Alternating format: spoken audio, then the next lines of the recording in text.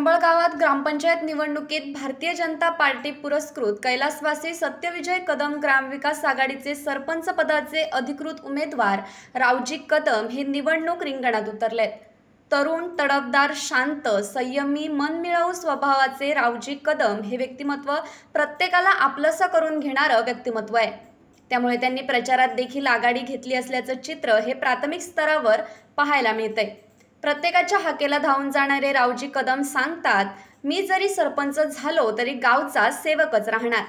यातूनच त्यांच्यातील नम्रपणा समोर येतोय। दिनांक 18 डिसेंबर रोजी होणाऱ्या मतदानावेळी गावातील ग्रामस्थ मला मताधिक्याने निवडून देतील असा विश्वास रावजी कदम यांनी कोकणशाहीशी बोलताना व्यक्त केलाय।